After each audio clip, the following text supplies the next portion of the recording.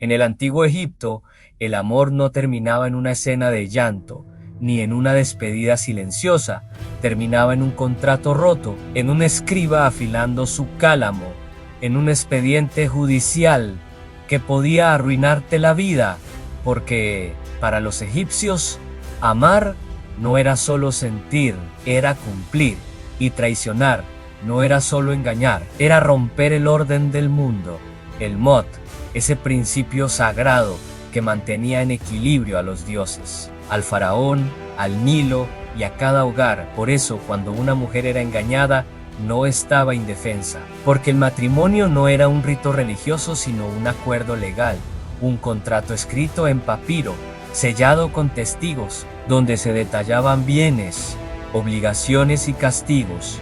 Y esos papiros existen, se han encontrado en Elefantina, Tebas, Menfis y sobre todo en Deir el Medina, una aldea de artesanos reales, obsesionados con el orden y la escritura. En uno de esos contratos del siglo XIII se lee: si te abandono como esposa y tomo otra mujer, te daré todo lo que te prometí, y una compensación adicional de plata. En otro aparece: si digo no te quiero más, te daré dos. Deben de plata además de todas las posesiones que trajiste a esta casa. Y no eran palabras vacías. Dos deben equivalían a meses o incluso años de salario. La traición tenía precio, y ese precio podía destruir económicamente a un hombre. Por eso, una esposa engañada podía presentarse ante un consejo local con su contrato en la mano y exigir reparación, y el tribunal podía ordenar restitución inmediata de bienes, pago de plata, devolución de dote, pérdida de derechos hereditarios. Todo quedaba registrado, porque Egipto fue una de las primeras civilizaciones en documentar conflictos de pareja como actos legales formales. Pero cuando el sexo ilícito dejaba de ser privado y se volvía público, la historia se volvía más oscura, porque entonces ya no hablábamos de indemnización sino de castigo penal. Y ahí aparece uno de los expedientes más inquietantes del mundo antiguo, el papiro Solt 124, la denuncia contra un capataz real llamado Paneb, funcionario del Estado protegido por Sobornos, acusado de abuso sexual, adulterio y violencia. El texto dice, literalmente, tomó a la esposa de otro hombre y durmió con ella, violó a una mujer en el taller, durmió con varias mujeres casadas, entró borracho en casas ajenas y forzó a mujeres. No es mito, no es literatura moral, es un expediente criminal auténtico. Panab no fue solo un infiel, fue un depredador protegido por su cargo, y cuando finalmente cayó en desgracia, fue destituido, humillado públicamente, y según reconstrucciones históricas probablemente ejecutado, porque en Egipto cuando el sexo ilegal se mezclaba con abuso de poder, ya no había indemnización, había castigo ejemplar, y la balanza no era igual para todos, porque si el esposo engañaba podía pagar plata, pero si la esposa era infiel, las consecuencias podían ser devastadoras. Documentos del periodo tardío describen casos donde una mujer acusada de adulterio perdía todos sus bienes, era expulsada de su hogar, quedaba sin derechos legales humillada o públicamente, y en textos judiciales aparecen castigos como flagelación, mutilación, reclusión y en casos extremos ejecución, porque la infidelidad femenina no era vista como traición emocional, sino como una amenaza al linaje, a la herencia, al orden cósmico mismo, al Mot, porque si no se sabía quién era el padre real, todo el sistema social podía colapsar. Pero incluso eso aún es pequeño comparado con el mayor escándalo sexual y político del antiguo Egipto, la conspiración del harén de Ramsés III, año 1155 AC. Una esposa secundaria llamada Tai conspiró para asesinar al faraón y poner en el trono a su propio hijo. Tenía amantes, sacerdotes, oficiales y magos de su lado, todos unidos por sexo, ambición y traición. El complot funcionó parcialmente, Ramsés III murió, pero la conspiración fue descubierta. y lo que siguió fue uno de los juicios más brutales de la antigüedad. Descrito en el Papiro Judicial de Turín, el texto registra cómo un tribunal extraordinario juzgó a esposas del harén, funcionarios, escribas y oficiales del ejército, y describe las sentencias con una frialdad escalofriante: suicidio forzado, mutilación, ejecución, desfiguración facial, borrado del nombre, que para los egipcios era una muerte simbólica. Uno de los príncipes implicados fue obligado a quitarse la vida. Varios hombres fueron ejecutados públicamente, y las mujeres conspiradoras probablemente quemadas vivas. Todo comenzó con sexo prohibido dentro del harén real, porque en Egipto la sexualidad del faraón era política, el linaje era divino, y el adulterio en palacio no era infidelidad, era traición al Estado y al universo. Y aunque no todos morían, muchos quedaban destruidos. Un hombre acusado de adulterio podía perder su cargo, su casa, su reputación, su acceso a templos, su lugar en la comunidad. Una mujer acusada podía perderlo todo para siempre. No podía volver a casarse, no podía heredar, no podía testificar, quedaba marcada de por vida. Una muerte civil en una sociedad cerrada. Y todo esto no era excepcional, porque hay más documentos, más casos, más expedientes. En uno de los textos legales tardíos se registra la denuncia contra una mujer que durmió con un hombre que no era su esposo. El castigo fue la pérdida total de bienes y el destierro social. En otro texto aparece la queja de un hombre contra su esposa por adulterio, donde exige la devolución íntegra de la dote y una compensación adicional, porque el contrato así lo establecía. Y en los archivos de Elefantina hay registros de mujeres que iniciaron divorcios por mala conducta del esposo y reclamaron bienes ante tribunales, porque aunque la sociedad era patriarcal, la ley reconocía derechos civiles a las mujeres. Podían poseer propiedades, heredar, firmar contratos, demandar, iniciar divorcios. Eso está documentado en el Papiro Wilber, en los archivos de Deir el Medina, en contratos del periodo tardío, y sin embargo la doble vara siempre estaba ahí, porque el Estado protegía a la esposa engañada, pero castigaba brutalmente a la esposa infiel. Y cuando el adulterio involucraba a sacerdotes, funcionarios o miembros del palacio, el asunto dejaba de ser privado y se convertía en delito político, en traición, en conspiración, en amenaza al orden cósmico. Y ahí ya no había plata que pagar. Ahí había sangre, porque para los egipcios la justicia no era solo humana, era divina. Y todo debía alinearse con el Mot. Y romper una promesa matrimonial no era solo fallar como pareja, era fallar como ciudadano y como creyente.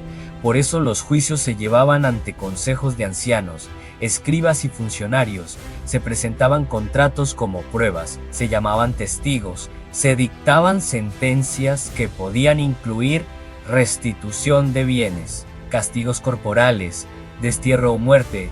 Todo quedaba por escrito, porque Egipto no olvidaba. Y cuando hoy leemos esos papiros, no estamos leyendo ficción, estamos leyendo vidas destruidas por deseo, por traición y por ambición, porque hace 3000 años una infidelidad podía terminar en un juicio, en una ejecución, en una conspiración real o en una tumba sin nombre. Egipto no solo momificaba cuerpos, momificaba escándalos, y cada línea escrita por un escriba era una advertencia silenciosa para los vivos. El amor tiene consecuencias, el sexo tiene precio y la traición tiene castigo. Infidelidad, contratos y justicia en el antiguo Egipto. En el antiguo Egipto, el amor no era un misterio romántico, era un asunto legal, mientras en muchas civilizaciones antiguas la mujer era considerada poco más que una posesión. A orillas del Nilo existía algo sorprendente para su tiempo. El matrimonio estaba regulado por contratos civiles y la traición tenía consecuencias económicas reales. Hace más de 3000 años, si tu pareja te era infiel, podías reclamarle dinero, no como una metáfora, no como una venganza emocional, sino como un derecho reconocido ante la ley. Para entender esto hay que comprender primero una idea central en la mentalidad egipcia, el Mot. El Mahat no era solo justicia, era verdad, equilibrio, armonía, estabilidad cósmica. Todo en la vida, desde el gobierno del faraón hasta una discusión doméstica, debía alinearse con ese principio. Romper una promesa, abandonar a tu pareja sin causa, engañarla. Todo eso no era solo una falta moral, era una ruptura del orden universal, y el orden debía repararse. A diferencia de Grecia o Roma, en Egipto el matrimonio no se celebraba en templos. No había sacerdotes oficiando ceremonias obligatorias. Lo que hacía válido un matrimonio era algo mucho más moderno, un contrato escrito. Estos contratos se han conservado en papiros hallados en lugares como Elefantina, Deir el Medina, Tebas y Memphis, y datan principalmente del Reino Nuevo, de 1550 a 1070 a.C. y del periodo tardío. En ellos se especificaban los bienes que cada cónyuge aportaba, las obligaciones mutuas, las condiciones de divorcio, las indemnizaciones por abandono o mala conducta. Es decir, el matrimonio era un acuerdo legal con cláusulas económicas. Este es uno de los aspectos más documentados y sorprendentes del Egipto faraónico. Las mujeres podían poseer propiedades, heredar bienes, firmar contratos, iniciar divorcios, demandar ante tribunales y administrar su propio dinero. Esto está ampliamente respaldado por documentos legales, como el papiro Wilber, el papiro de Turín y los archivos legales de Deir el Medina. En otras palabras, una esposa engañada no estaba indefensa, tenía herramientas legales para exigir reparación. La infidelidad masculina no era celebrada ni normalizada, como muchas veces se piensa. No estaba tipificada como delito penal en todos los periodos, pero sí tenía consecuencias civiles. Si un esposo engañaba a su esposa, la abandonaba sin causa, incumplía el contrato matrimonial. La mujer podía presentar una queja formal, exigir restitución de bienes, reclamar una indemnización económica. En varios contratos de Deir al-Medina aparece esta cláusula: si te abandono como esposa y tomo otra mujer, te daré todo lo que te prometí y una compensación adicional de plata. Esto no es literatura y es texto legal real. Dependía de la clase social, los montos se medían deben de plata, granos, ropa, joyas, terrenos, muebles y esclavos. En épocas tardías, un contrato del siglo XIII a.C. indica que el esposo debía entregar 2 deben de plata, además de todas las posesiones que ella trajo a esta casa, si la abandono o la trato injustamente. Para ponerlo en contexto, un deben equivalía a unos 90 gramos de metal. 2 deben podían representar meses o años de salario. En términos modernos, una compensación seria. No existía un juzgado como lo imaginamos hoy. Los conflictos matrimoniales se resolvían ante consejos de ancianos, funcionarios locales, escribas y jueces designados por el Estado. La mujer podía presentar el contrato matrimonial, testigos y evidencia de abandono o mala conducta, y el tribunal podía ordenar pago inmediato, restitución de bienes, pérdida de derechos sobre la dote y, en casos graves, castigos adicionales. Todo quedaba por escrito. Egipto fue una de las primeras civilizaciones en documentar conflictos de pareja con actas legales. Aquí aparece la parte incómoda. Aunque las mujeres tenían derechos legales, la sociedad seguía siendo patriarcal. Si el esposo era infiel, indemnización. Si la esposa era infiel, las consecuencias podían ser mucho más severas. Textos literarios y documentos tardíos sugieren repudio inmediato, pérdida total de bienes, expulsión del hogar, exclusión social, en casos extremos, castigos corporales, en relatos míticos, ejecución. La infidelidad femenina se asociaba con traición, caos, desorden cósmico, amenaza al linaje romper el Mot. ¿Por qué tanta severidad? Porque el matrimonio no era solo amor, era transmisión de bienes, legitimidad de los hijos, continuidad del linaje, estabilidad económica.